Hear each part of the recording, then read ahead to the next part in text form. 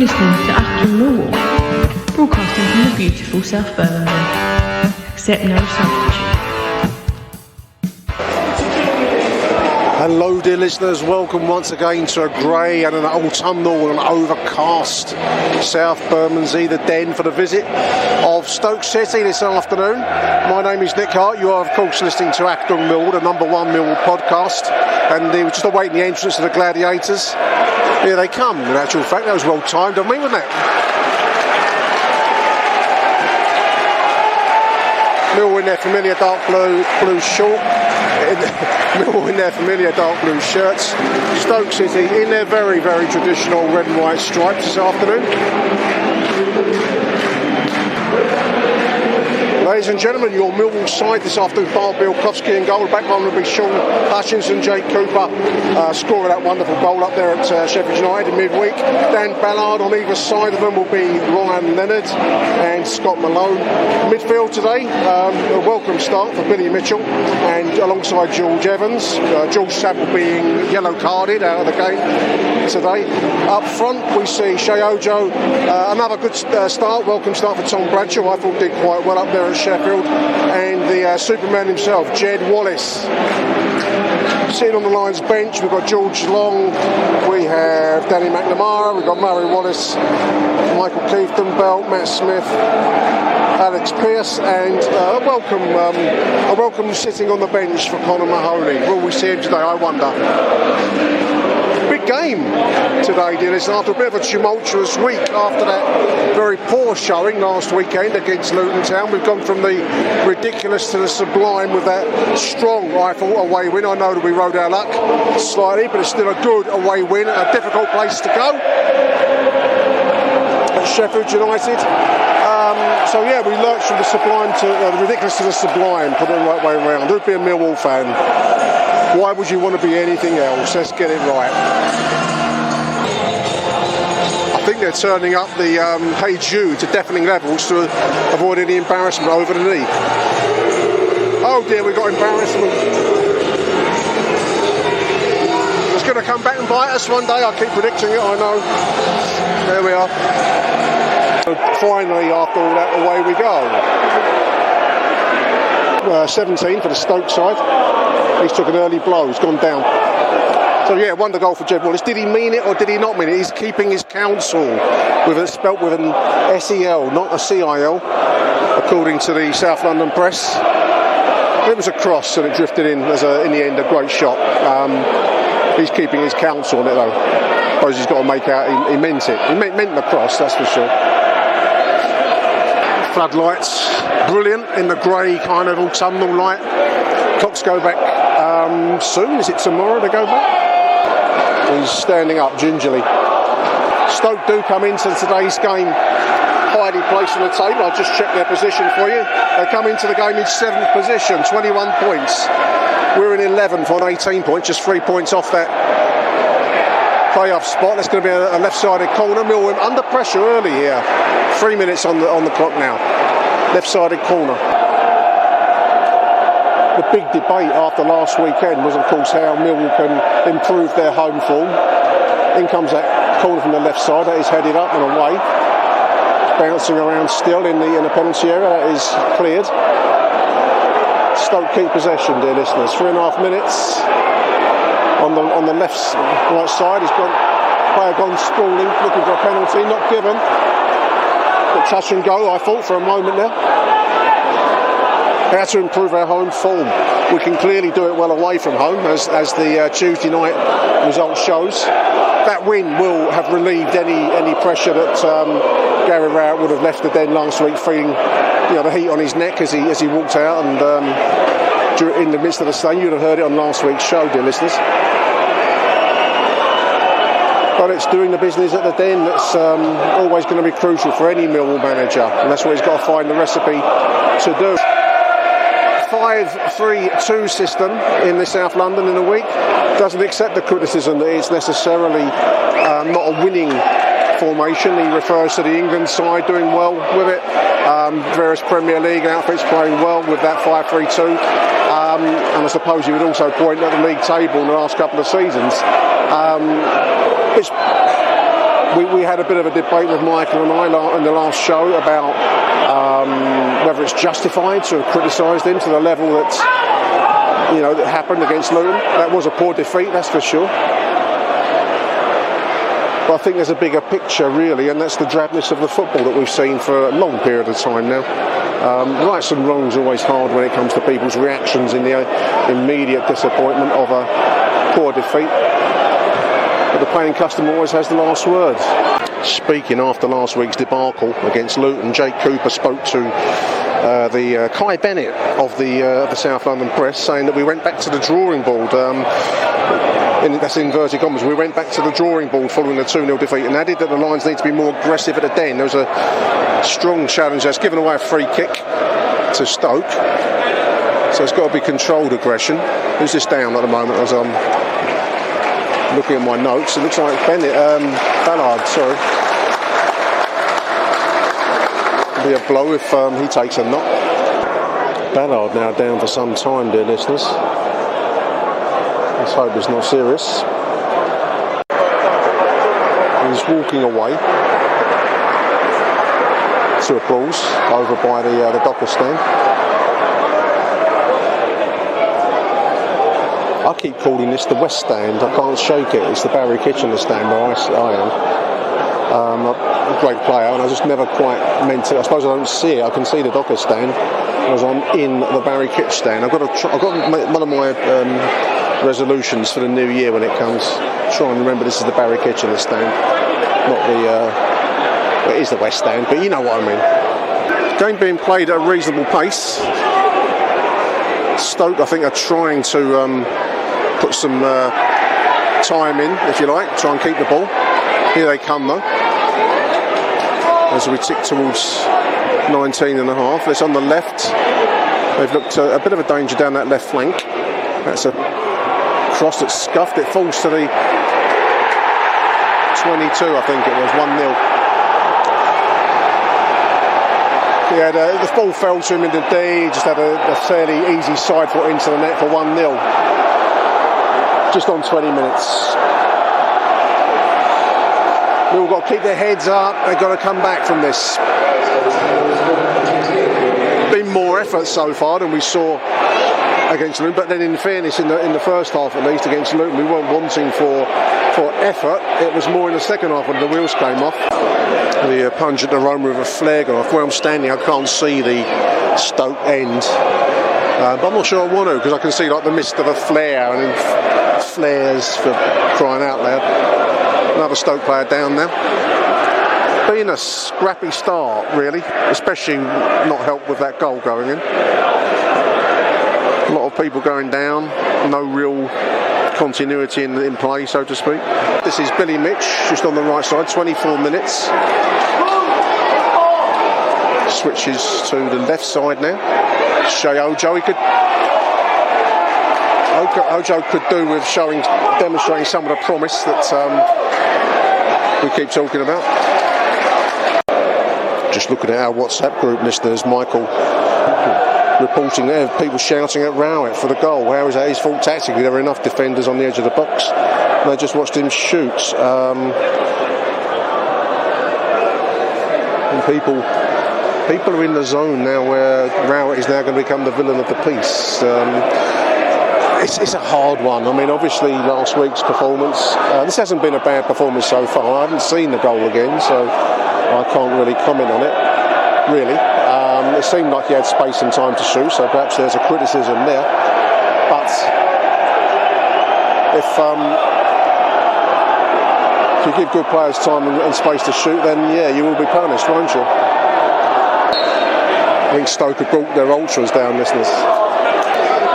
Lions need to do something that we're not very good at, and that's get a grip on the game and start dictating to Stoke how this game will run.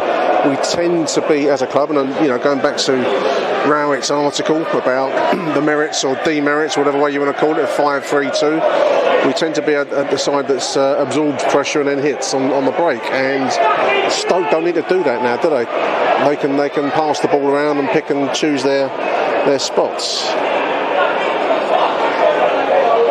Stoke having a lot of possession in recent minutes, dear listeners. We're not doing enough to someone to take the ball and run at the Stoke midfield defence.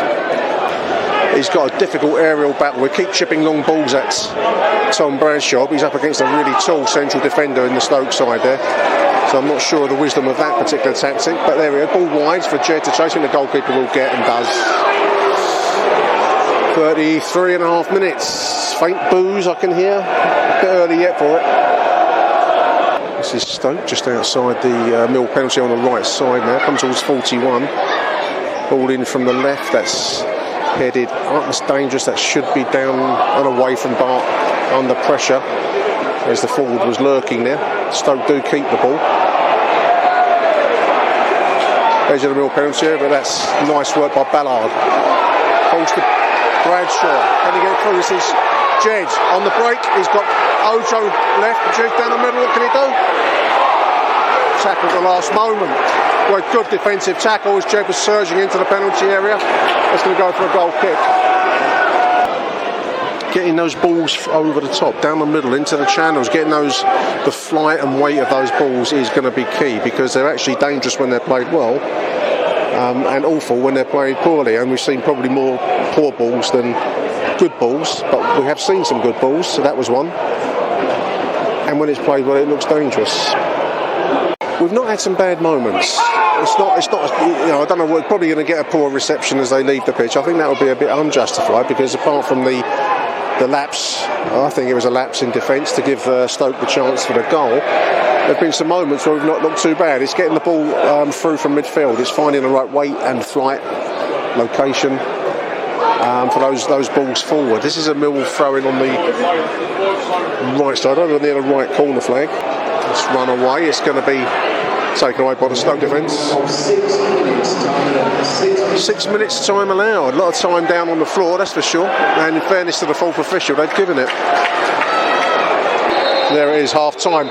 Stoke 0, Millwall 1. Booing, I don't know about booing for that, listeners. So I'm not one to go against the opinions of the Millwall support generally, am I? I'm Mr. Down the Middle, you know.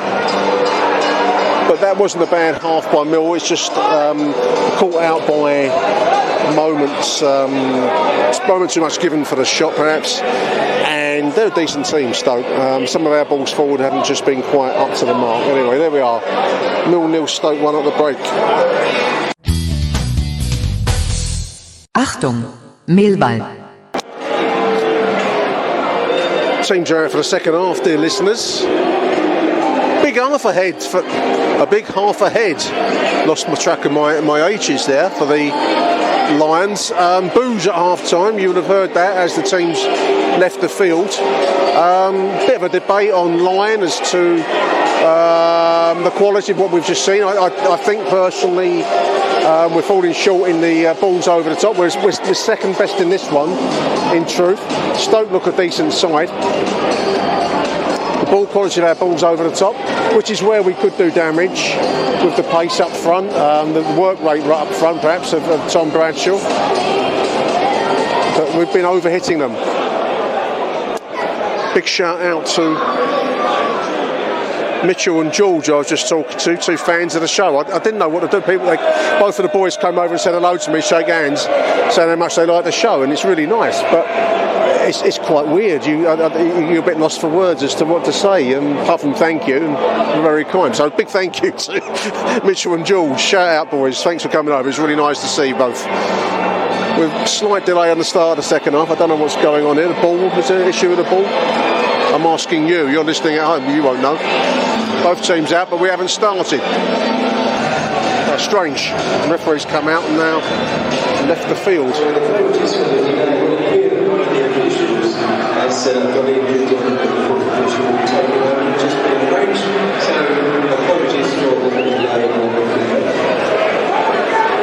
We were waiting for one of the officials. I didn't quite catch what he said there. Did you hear it? Maybe it recorded better than I heard it. I don't know. I think we're good to go at last. Mill attacking a Coldblow Lane end in the second half. Historically, that was always a good thing as the crowd energy sucked the ball in towards the goal. Not so much in recent games. This is what we need in the second half, though, dear listeners. And we need a big half of football, that's for sure. We need to We need to get the crowd into it. We need to get some action. Shake some action, as the flaming groove is. One slang, got to shake some action.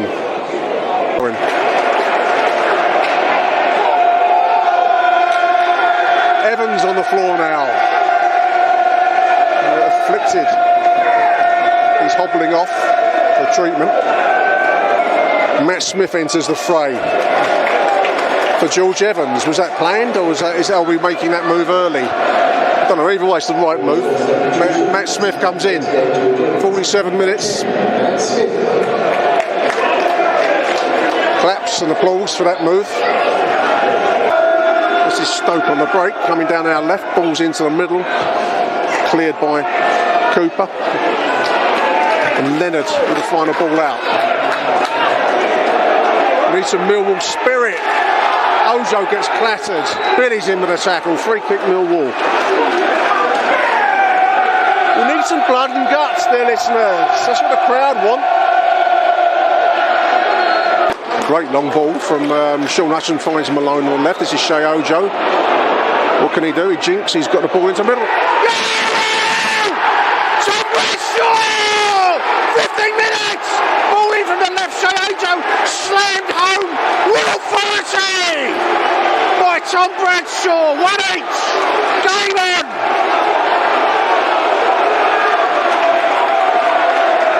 We've got our den back there, listeners. We've got it back!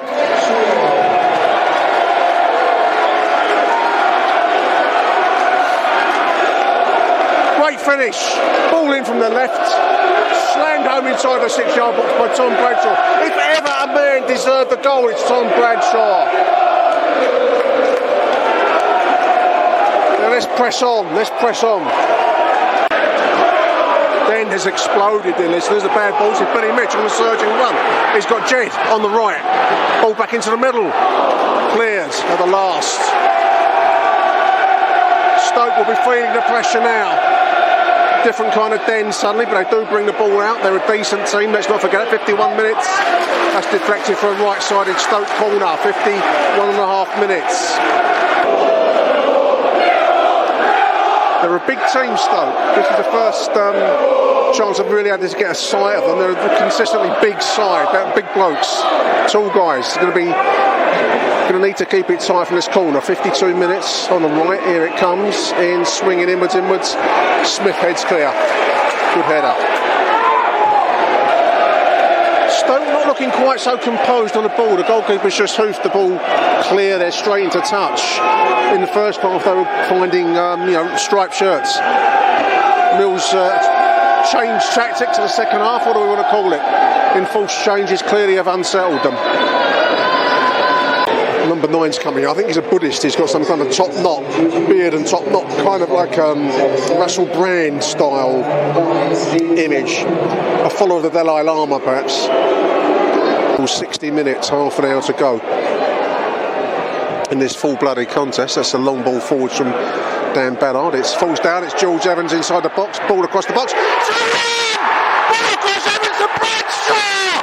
2 goals, Georgie Bradshaw. Clips home from close. Lions leading 2-1. The den explodes.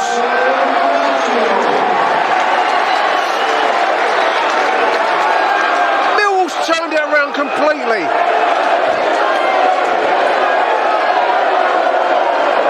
Really pleased for George Bradshaw. He struggled with goals. We all know the story.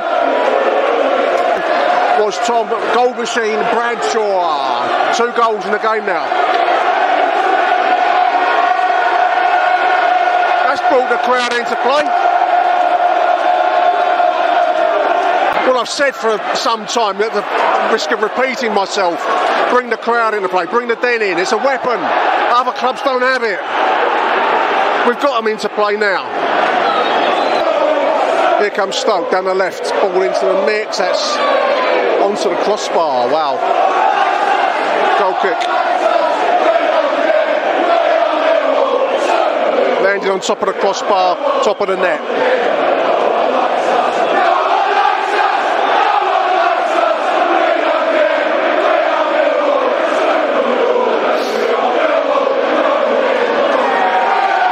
heard this for a long time, listeners, have we? You tune into the show from Timbuktu to the depths of the River Orinoco, from Wagga Wagga in Australia to where else should I say? Murmansk in Russia. You haven't heard the Den in full cry for some time. It's great to hear it, in all honesty. I know that it's temptation to get backbitey when things aren't going well. People start dishing it out. We all know the score, but it's always toxic. It's much better, much nicer, shall we say, to hear the unity of team and crowd. That's what Millwall's all about, and that's the only way we'll ever get anywhere. Man making a kind of a particularly graphic masturbatory gesture at the Stoke fans in front of me.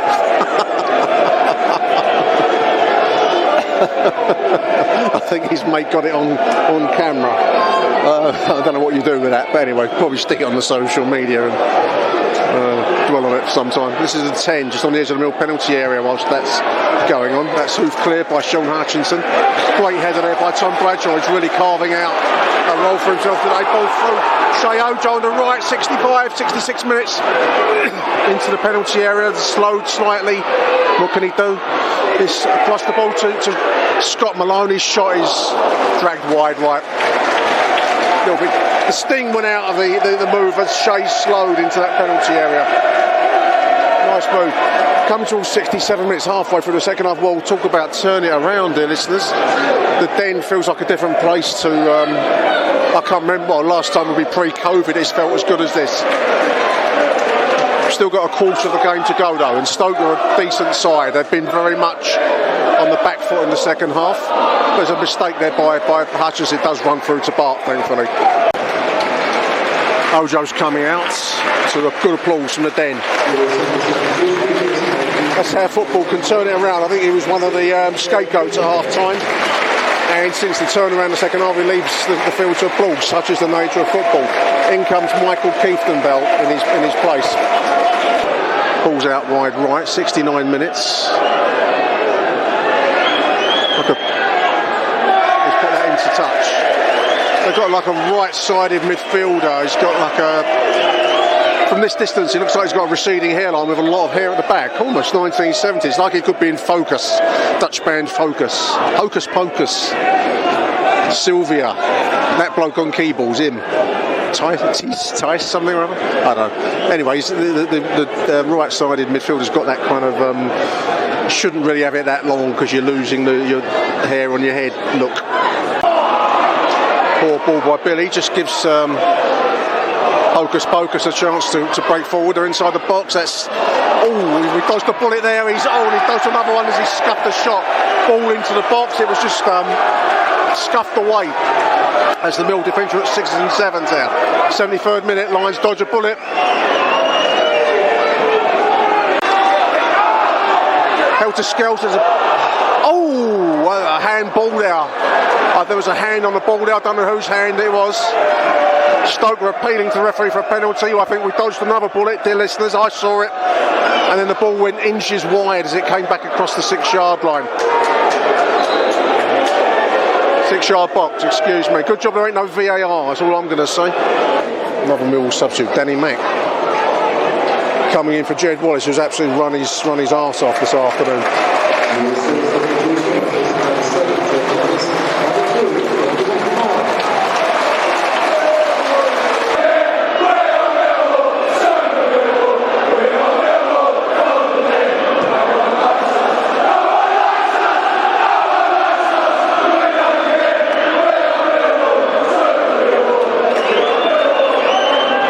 Waiting for the referee any minute now, dear listeners.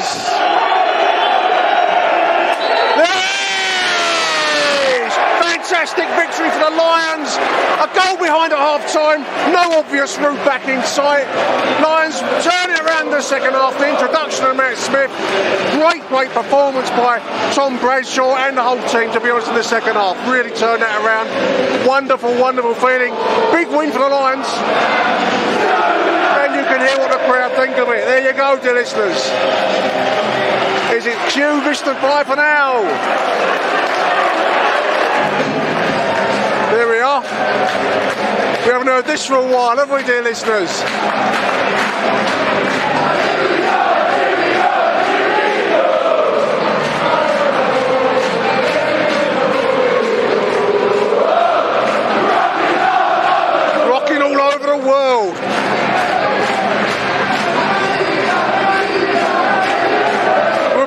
back after these messages.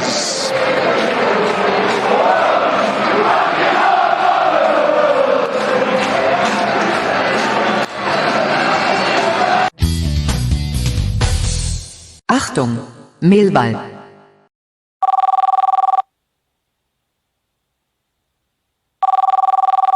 Jerry Scalak here, just left the Den. Absolutely delighted with that result. Top performance from Millwall. I was pretty critical about Rowett and the team with these home performances recently, especially against Luton last weekend. I think rightly so. But he's turned it around, and all you can ask for is a response, a positive response, and a win at Sheffield United proves that. And a win today in the performance was very positive as well. I think the first half was a bit flat. It was kind of staying in the game. They scored. We picked up a bit towards the end of that first half, but it was a bit of a disappointing performance. But I thought Stoke, on paper, are a better side than us, if we're honest. And I think they showed that a bit more in the first half. Everton's going off with another knock, and us going 4-4-2 completely changed the game. We got on the front foot, we attacked them, we showed that Den passion and that pride that we want to see in a Millwall performance at home. And that was the best sort of 15-20 minutes of Millwall I've seen for a long time.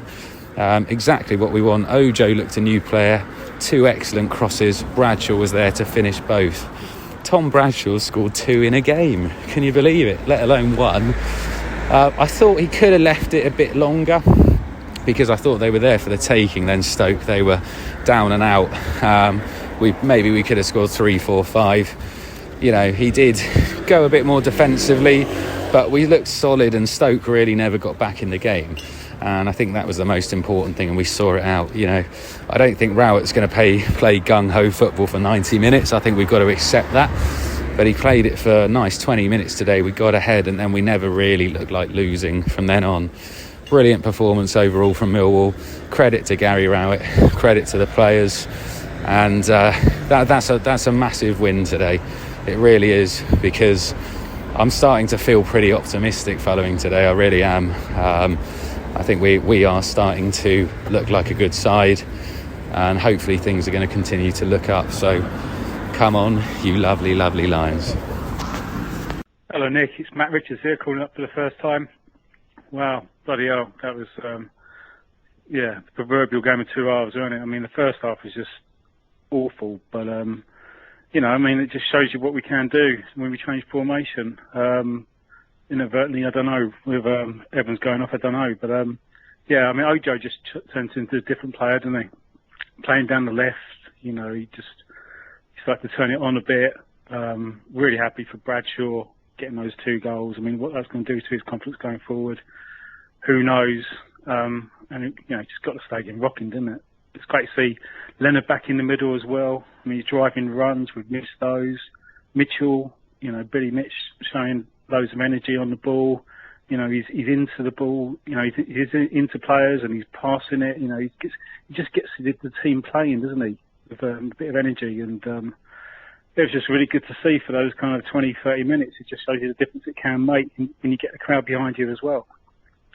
So let's hope he starts playing a bit more adventurous. So 4-4-2 at home, it shows you it bloody works, doesn't it? Anyway, good to see us winning, and fingers crossed for next time. Come on, you Lions. Hi, it's Angelo here. Been at the game today. Obviously, the first half was almost like a mirror image of what we witnessed at Luton the other week. So it looked really poor, which was sad after that brilliant performance at Sheffield United. I said to my sons, we just need one more person in the midfield, because the gaps there's always gaps in our midfield where they just thread balls through. And in the second half, when we did have the 3 in midfield, just made such a big difference. And then obviously Smith comes on. I love Smith coming on, because even though he wasn't involved in the goals, I think what he does do is he creates spaces for other players, because he's such a pain to mark. He just causes disruption in the opposition defence. It's just a shame that his legs he's never going to be able to play 90 minutes every single week, unfortunately. But I just love it when he's on the pitch because of the disruption he causes. But yeah, brilliant 20 minutes there, and Ojo, some brilliant bits from Ojo. There's a few people in the crowd giving Ojo a bit of stick, but there's quite bits of class from the guy, and the Bradshaw just in the right place. I would have scored them 2 goals, but he's got into the right position. I thought Leonard was brilliant today. A little bit worried about Billy.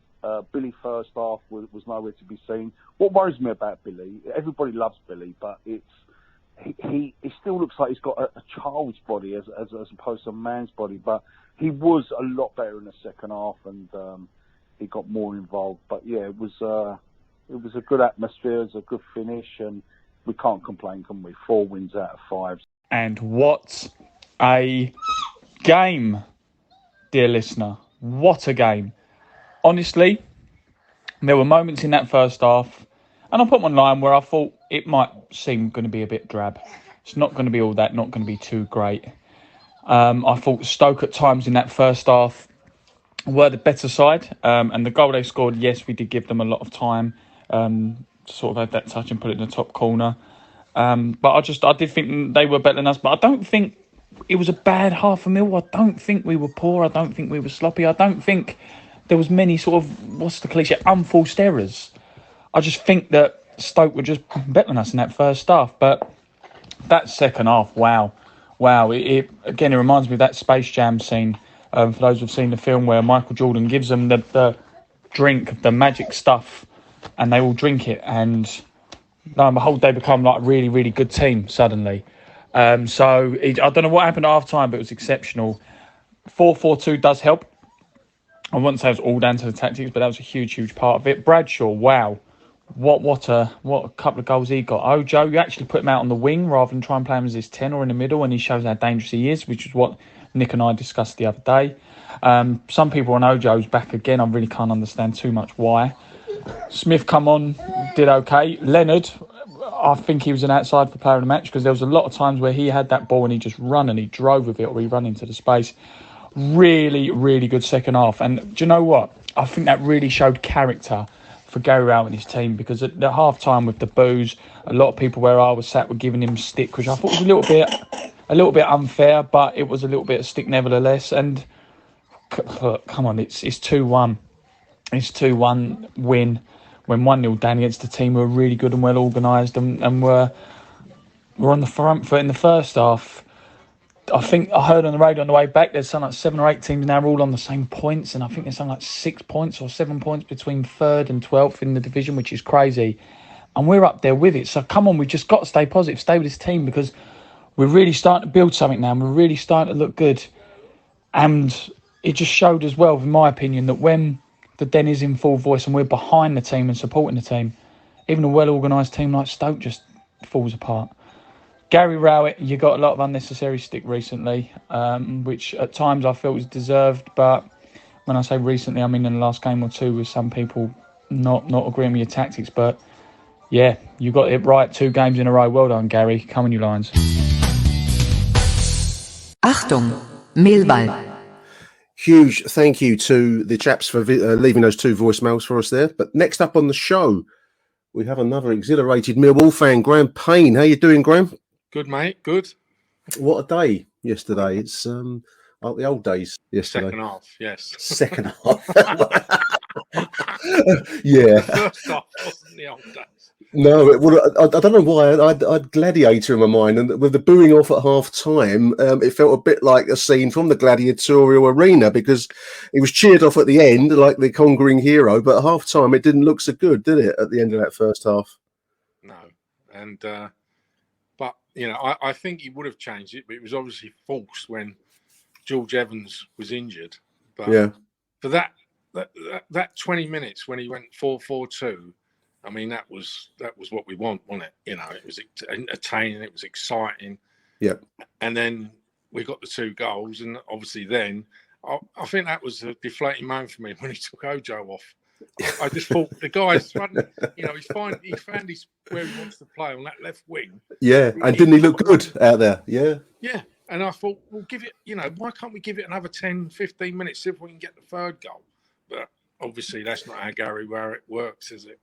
It must be the mindset of the football manager. And it's obviously, yourself, me, listeners, we're fans and we want, I think we've said plenty of times last week and this week, I think he was made fully aware of what we want, which is entertainment fundamentally, I believe. And then the results very close second. But I think really you want to leave the Den feeling a little bit like we did yesterday, where, I mean, I was just reminded that there's been a long time for us all since we were at Millwall and left feeling like we did yesterday. And it was a familiar feeling, but a long while ago because with COVID and the lockdown and all the rest of it. But that's what you want. You've got to send the crowd out with that buzz, Graham. Otherwise, we're not Millwall, are we? No. And we, once the equaliser came, the crowd were in it then. Absolutely, yeah. That's when he gets. That's what he must see, that if he gives us what we want, we're then the 12th man. Yeah, well, it's the secret weapon that nobody else really has in that league. I know they talk about, likes of Stoke having a decent crowd and others, but really, there's no place like the Den, in my opinion. I've not seen it yet. If there is one out there, I haven't seen it. And it is something. It is, we can't match other teams' resources, Graham, but we can bring the Den crowd into play. And that, for the first time for a long time, was what happened yesterday in that second half period. Yeah, I mean that's definitely the first time this season. So we've been brought into it really.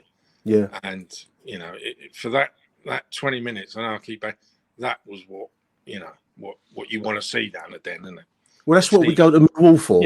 Yeah. Otherwise, the old insult, you really might as well go to Charlton. You might as well go to Palace, because if it's not that what we had yesterday for that brief 20 minutes or so, when players suddenly looked like they're in familiar positions and everyone seemed like there was a coherence to the way we were playing.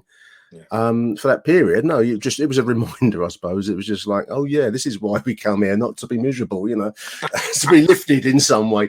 I mean, I'm wondering, I'm interested to see what you think, really, Graham. But I mean, is that potentially a turning point for the season? Does it feel? It feels a little bit like it. But his instincts took over, didn't they? Because you made the point already. You had an attacking lineup there, and we could have got a third, maybe more even, but certainly a third, which would have really put it to rest. But Gary Rowett's instincts are those of a defensive-minded manager. Maybe it's because his living's on the line in it, but that's where that's the thing that bothers me a little bit, because there was a time there to press on, I felt. Yeah, and his instinct was get Kifton Beld on, and then go back to free midfield, and and then he obviously later on he took Jed off and all, and then we just didn't have an outlet then. We've got nothing. No. I mean, Jed's an interesting point, and I was gonna. What struck me, I'm interested to see what you think, but we're really focusing on that period after half time, really, aren't we? I mean, everything I'm saying, I'm really conscious. I'm talking about that 4-4-2 attacking Den period, and we're talking about 20 minutes or so after the break. But for that period, I was really struck by the fact that Ojo came into his own on the left. Jed, we were not totally reliant on Jed for everything. And that's what really stood out for me, because Ojo came into it. And the threats were down the left side. Ryan Leonard, another player that stood out yesterday. I thought he was immense, Leonard, when he went into midfield in the second half. Yeah. Billy Mitchell grew into the game and all in the second half. And, I feel that he's got to give Leonard and possibly Mitchell and all a run in midfield. The days of, George Evans, he's not a midfield player. He's not a defender. He's just a fill-in when we've got a few injuries. That's how I see it. And, and I just feel Leonard gave us so much more energy in that midfield. He set the second goal up. And, I know he does a job at right wing back, but, I think he deserves a run in midfield now after, watching that yesterday. Because he's not played in midfield at all this season, has he? No, he's been played out of position. Been at wing back. And, I mean, again, it feels a bit picky in the aftermath of winning well as well. Although we were clinging on a little bit towards the end. Yeah. We'll come back to the kind of game itself, if you like, in a minute. But I mean, Ryan Leonard being played in position was a fantastic sight. I mean, for any listeners that didn't see the stream yesterday, the thing that really stood out was we had a dynamic, thrusting midfielder. Suddenly, a bloke willing to take the ball, make tackles, and then run with it, Graham. I mean, it's been a long time since we've seen that. A long time, and it was good to see. You know, it changed the dynamic of the game. It drove us on, didn't it? Yeah. I mean, when the crowd needed something, and the change was forced because of the injury to Evans. He was playing with a plaster cast on his hand, and you know, I feel like I've dug out George Evans a little bit for no great reason. Do you know what I mean? He's not a bad player, and he has a place, but I don't think he's a first choice midfielder for me. From what I saw yesterday, it'd be a travesty if Ryan Leonard is not named in midfield. Now, whether this is going to force some sea change on Gary Rowett in terms of using the 4-4-2 formation, because again, you know, I don't know how you see it, but you know, there's been a lot of digging at Rowett online, rightly so, given some of the performances. But the 5-man defence actually does have a place for it, and we saw that on Tuesday night at Sheffield, where we had to soak up the pressure. I think I messaged you in the week. I mean, yeah, his record away from home, it's got to be up there with the best in my time for a manager.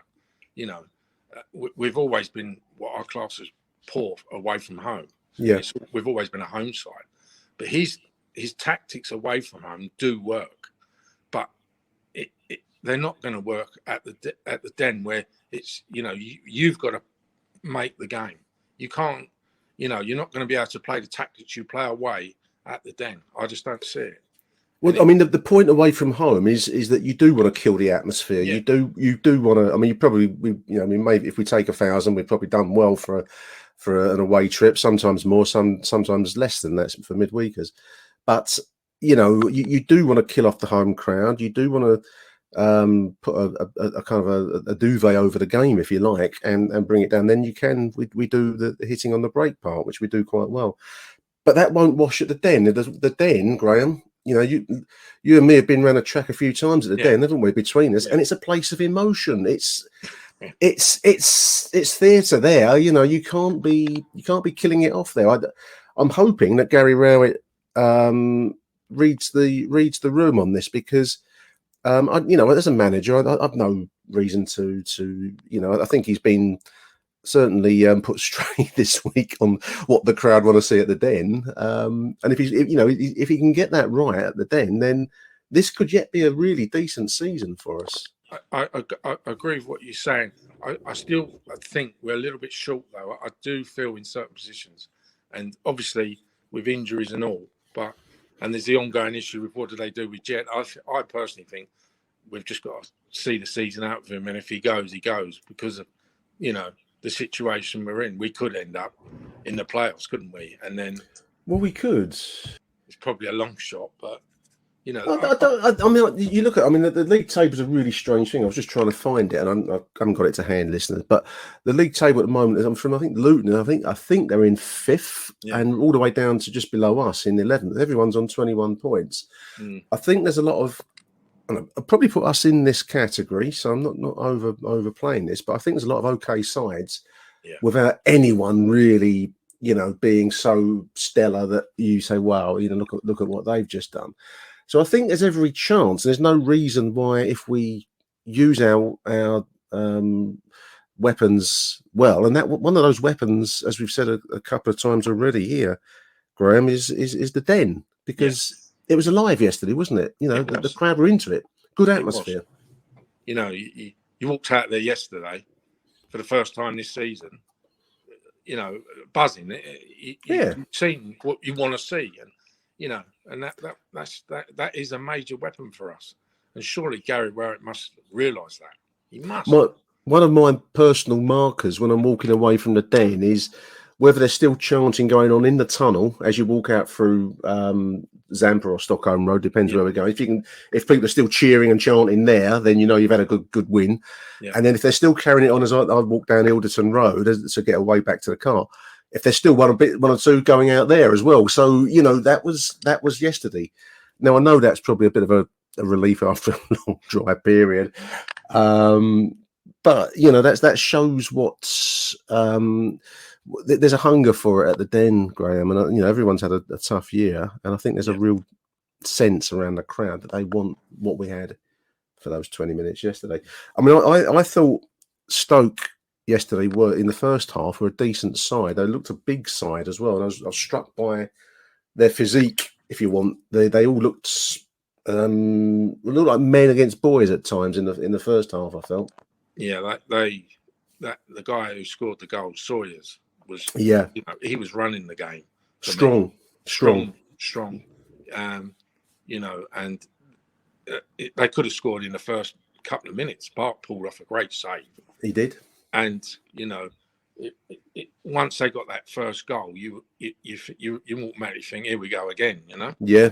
And we really have an attack of any substance in the first half? I'm struggling to rethink of one, but it seemed a lot of overhit passes, you know, down from the back and from not picking on him, but George Evans in particular. But at half time, I could only see the game going the same way as the previous Saturday, if I'm honest. I agree. I'm incidentally on a tangent, listeners. I'm going to set up a new thing, a George Evans bingo, and then we're going to sell tickets for the first mention. And we'll give it to charity. The first mention of George, you can do like the old beat the clock. I don't know if anyone remembers that from Cold Blow Lane a long time ago. But you could sell tickets on how long before George Evans gets mentioned. The first slagging of George Evans. But you're right. I mean, I lost count in the first half of what could have been a decent ball because both Jed and Bradshaw were looking to run on, beat the ball over the top, all over hit or going for goal kicks or chased down into the corner. I don't know, you name it, you know, and that was the story of the first half. I've seen the goals this morning, and I mean, I think Billy probably just gave the goal scorer a touch of space in the D, and I'm being a bit harsh there, but there we are, goal got scored, so. There's got to be a bit of accounting, you know, in the analysis afterwards. And I must admit, it was hard to see a way back at half time, Graham. I couldn't really see what we were going to do, but other than what happened, which I didn't expect, which was to switch to 4-4-2, an old school Millwall. But do you think he would have done that, or he was forced into it? Yeah, there's the there's the $64,000 question. I mean, what I would say, the team got booed off at half time, and I despite it as being on the back foot, really, for me in the first half, I felt that was a little harsh. I think there's a bit of a habitual sense that if you were behind at half time, that means you've got to boo them off. And I don't buy that entirely, because I don't think we were wanting for effort out there, Graham. It was just that it was being misfocused, not applied correctly. And I mean, I'm way up high away from where Gary Rowett stands, but I hear that you know, there was one or two comments being made in his direction. So I don't think it was under any illusion as to what would be required to avoid, you know, another beasting in the second half. The injury to George Evans, I think that probably forced his hand. Right? Bringing Matt Smith in at that point, it seemed to induce a panic and the Stoke had looked in control up until that point for me, and they just went to pieces, didn't they? Yeah, they did, and I don't know why, because they had, as you said, they're a big side. The big guy at the back, he must be nearly 7 he looked the equal of Matt, and Matt's a big boy, isn't he? You know, 6'7" or whatever he is. I don't know how big he is, but he they seem to, and I don't know why. You're right. I can't account for it, but it just seemed to induce a bit of panic. But I think a few things came together with that injury after the break. And obviously, Evans left the field, so. A fairly what's the word? Not static, but a player a more defensively minded player perhaps left the field, and Leonard then moved into midfield, didn't he? At that point, and Leonard's instinct was to drive forwards, and that suits the Den's mentality.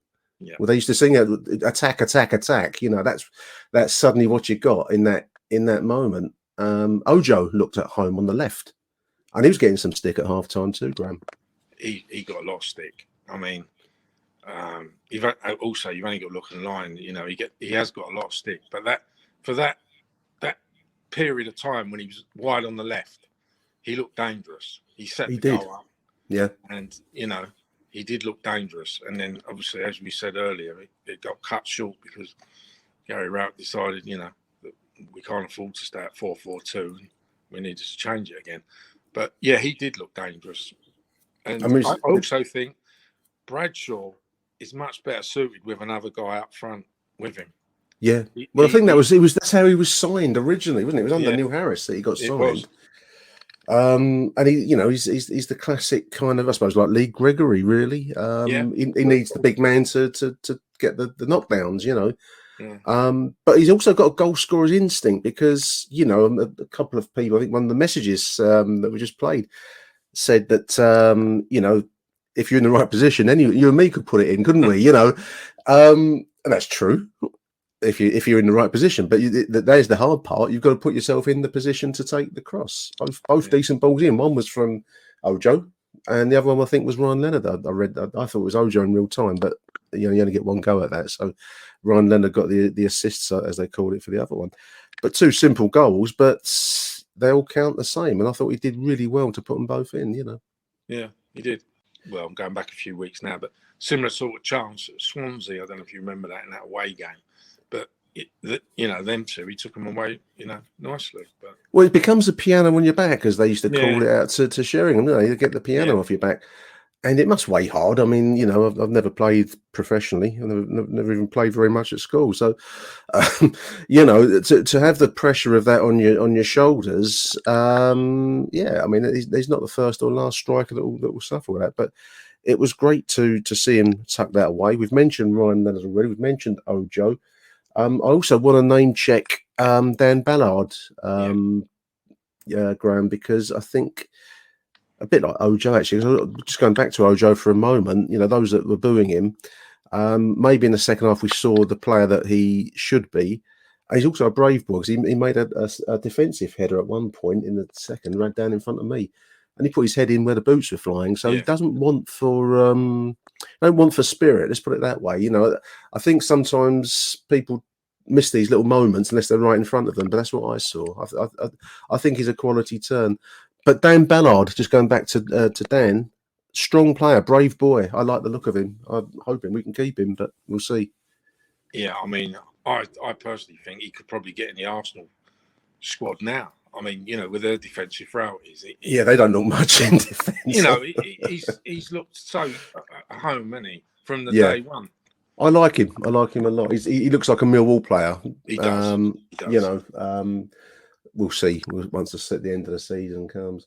And then, as you say, Gary Rowett's penchant for going defensive kind of took away the sting out of the game after we went 2-1 up. I suppose he'd probably point at the league table, Graham, and argue that a 2-1 win as against giving up the chance of a 2-2 draw is more valuable to him. And he's, you know, a manager under pressure will probably always take the percentage route. I mean, it's not so great to watch it, but it's we were clinging a little bit, I think, at times in the. There was a penalty shout. I don't know if you saw it. Yeah, I think it was. I think it was. Malone definitely handed it. Yes. I mean, we dodged the bullet. The referee's right there. I don't know what he saw. Don't know. Maybe he just didn't fancy walking off the gauntlet. He'd heard what was going down as well. It was old school atmosphere suddenly, and you know, maybe I don't know. These things might play a part. I don't know. Is top six suddenly a prospect for us, Graham? And is it realistic? I mean, you've mentioned being short in certain departments. I know what you mean. We still have a squad that looks a little thin at times, don't we? Yeah. Well, it's when you say like this, is it 5 or 6 teams on 21 points? Yeah, 7 sides. It is realistic. Yeah. I mean, I think there's 3 sides. I think Bournemouth, West Brom, and Fulham are the 3 standout sides of the division. Yeah. The rest, all the muchness to me, I think, you know. But I'm just found. I went through the internet comments. There's loads, listeners. Too many to name more, but this one from Mike Wills yesterday. Brilliant result from Reluctant Rowett. I think that's a good nickname, Reluctant Rowett. Stuck with a 4-4-2 for 10 minutes. But the point being, if we were in this position in January, Mike says it will be criminal if the ball didn't go for it, as this is really a poor league, and we won't get a better chance. I mean, we probably said that for a couple of seasons now, Graham, where we won't get a better chance. But I think as you look around the division, excluding those parachute payment sides, really, aren't they, with Premier League money? Well, they do look, like they've used it well. But I think we do have a chance. Shall the ball go for it? I don't know. I mean, probably going for it does mean taking the chin on, the blow on the chin of Jed leaving at the end of the season, if that's how it works out. Yeah. But no, I do believe that we have the best opportunity, just because if we get our act together and if we play the right way as we did yesterday, and we keep the away form that we've been putting together, well, there's absolutely no reason why we can't think in terms of top six. I think the crucial part, though, is the home form of it all. Yes. Yeah, if he can get a formula at home, then the crowd and everything, and that'll be a major part of it all.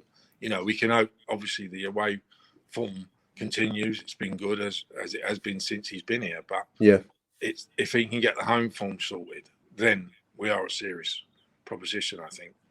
I agree. I mean, there's another one there. I've got Charlie from the Isle of Dogs. Rowett took Ojo off too soon. I think that's probably consensus amongst us all. I mean, we could give him maybe another 10 minutes before we shut up shop. Charlie says, we were on top and we looked like scoring again. As it was, we lost the initiative and we were under siege for long periods, and they could have levelled. If we had scored again, it would be above. We would be above Stoke. Goals are important. So yeah, I mean, I don't know. I mean, Gary Rowett is who he is. We're probably fortunate to have seen even the brief 20 minutes of old-fashioned Millwall football. It's got that bad. Take it while you can, listeners. Another good point, actually. I mean, Jim Lyon here, the one I picked out, he was talking about the improvement in the midfield, second half midfield performance, 50-50s being one, and as he put it here, even 40-60s being one. And I think that was a big turnaround in the first half, Graham, wasn't it? That dynamism. I mean, Leonard going in there, and I think Billy Mitchell grew into the game and all. And he was, winning tackles and, and the midfield second half was probably the best I've seen at home from the midfield this season. It's been non-existent. I mean, we go on about the strikers and the lack of goals, but how many chances are created for these strikers? And that's the major problem issue I think for 2 or 3 seasons since Saville left for Middlesbrough. We've always had a problem in that midfield area of creating and obviously scoring goals to help out the front players. Yeah, no, I agree. Standout really was that the Leonard performance in the cold light of day, 24 hours on. But also the deft balls into dangerous positions for a striker that can score goals, but give him the service.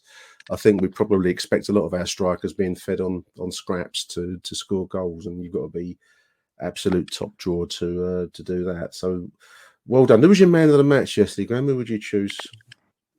I think Ryan Leonard for me. I know Tom Bradshaw was going because of the goals, but I just think for his overall performance, Ryan Leonard. I think on balance, I mean, as I was leaving the ground, I sent a text. I think I said Bradshaw because of the 2 goals, because they're spectacular, of course. And people, made that point. Ryan Leonard needs to be named as well. I think I went with Bradshaw more out of a kind of sense of sympathy or something like that. I think just it was nice to see him get some success after a long, it must seem like a long barren spell for him. So well done, Tom Bradshaw. Well done, Ryan Leonard, because the dynamic running from midfield was key yesterday. Well done, the whole team for that matter. And if you're listening, Gary Rowett, that's the way to get cheered out of the den rather than slaughtered. Oh dear, huge thank you. I don't know. I would if I was him. But anyway, huge thank you to Graham Payne for taking time out of your day, Graham. Really appreciate it, mate. Thanks for coming on. And we'll be talking again very, very soon with Graham. Thank you for listening, dear listeners. I hope you've enjoyed this post-win show. You always get bigger numbers for the post-win show, so I'm hoping that we can get some money for the wonderful Lions Food Hub very, very soon as a result of all these clicks that people will be hopefully doing. Big thank you, Graham. And until the next show, which will be next week after Huddersfield, Arrivederci Millwall. Thank you for listening to AchtungMillwall. If you enjoyed the show, please head over to Apple Podcasts and leave us a cheeky little review. Arrivederci Millwall. Till next time. Who do you want to watch?